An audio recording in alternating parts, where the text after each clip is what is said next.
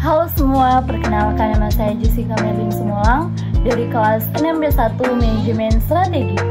Nah, di video kali ini saya akan membahas tentang rencana strategis pengembangan agroindustri kacang sangrai Kaongkoan.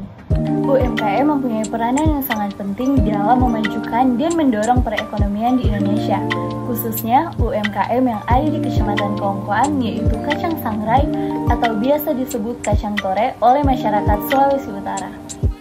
Ada 3 permasalahan. Yang pertama, bagaimana strategi pengembangan yang dapat diterapkan dalam pengembangan agroindustri kacang sangrai di Kecamatan Kaongkoan. Yang kedua, tujuan dan sasaran pasar dari kacang sangrai. Yang ketiga, analisis lingkungan internal dan eksternal. Visi dari kacang sangrai yaitu menjadi pengusaha kacang sangrai yang berkualitas dan menjadi pusat oleh-oleh khas Kaongkoan yang dikenal oleh masyarakat luas. Misi yang pertama, tetap menjaga kualitas kacang dengan cara memproduksi kacang dengan disangrai. Yang kedua, berusaha untuk mencari bahan baku kacang tanah yang berkualitas sehingga menghasilkan kacang sangrai yang berkualitas juga. Yang ketiga, melakukan pengawasan terhadap semua kegiatan produksi mulai dari penyortiran, sangrai, sampai pada transaksi jual beli dengan konsumen. Kita masuk pada analisis lingkungan internal, yaitu sejarah kacang sangrai di Kaongkoan. Kaongkoan adalah sebuah daerah di Kabupaten Minahasa yang merupakan daerah penghasil kacang sangrai yang sudah dikenal banyak orang. Desa ini di Kabupaten Minahasa, khususnya Desa Kinali, mayoritas kategori usaha yang dijalankan oleh wirausaha di Desa Kinali, khususnya bergerak di industri pangan. Mereka berhasil menjadi penghasil kacang sangrai dengan jangkauan pasar cukup luas. Usaha kacang sangrai ini dimiliki oleh perorangan maupun kelompok wanita yang dikelola dalam bentuk industri rumah tangga. Kemudian kita masuk pada analisis lingkungan eksternal. Di sini ada pesaing. Kacang sangrai memiliki banyak cabang atau tempat produksi kacang di Kecamatan Kaongkoan. Salah satunya adalah kacang sangrai UD Merpati, Desa Tombasian Atas, Kecamatan Kaongkoan Barat. Kemudian, pasar kacang sangrai sendiri sudah membuka cabang di salah satu toko terkenal di Kaongkoan, yaitu Kacang Sangrai Tokosin.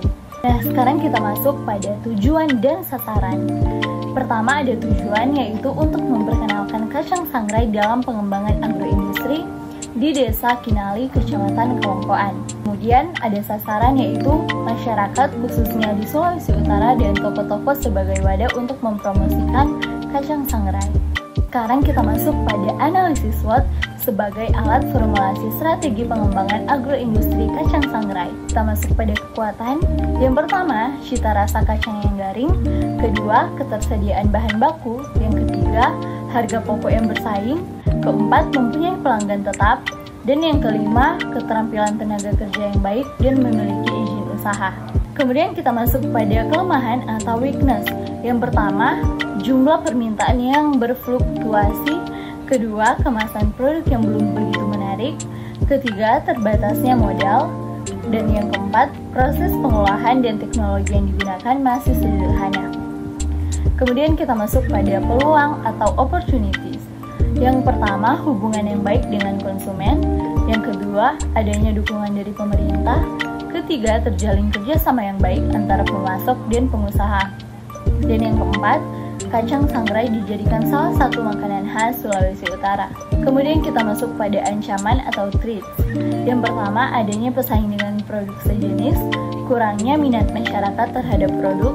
Ketiga, adanya kenaikan harga bahan baku. Dan yang keempat, ketersediaan bahan baku yang berfluktuasi. Kesimpulan, berdasarkan analisis SWOT agroindustri kacang sangrai, maka strategi-strategi yang perlu dilakukan yaitu mempertahankan cita rasa produk, memaksimalkan tenaga kerja yang baik, memaksimalkan hubungan kerjasama, memanfaatkan izin usaha untuk lebih memperluas target pasar, memanfaatkan dukungan dari pemerintah, memanfaatkan teknologi, meningkatkan promosi, mempertahankan dan meningkatkan kualitas produk, menjalin kerjasama dengan banyak petani kacang tanah, memaksimalkan bahan baku dari kelompok tani, memanfaatkan sosial media untuk menarik konsumen, membuat kemasan produk yang lebih menarik, dan menambah stok bahan baku.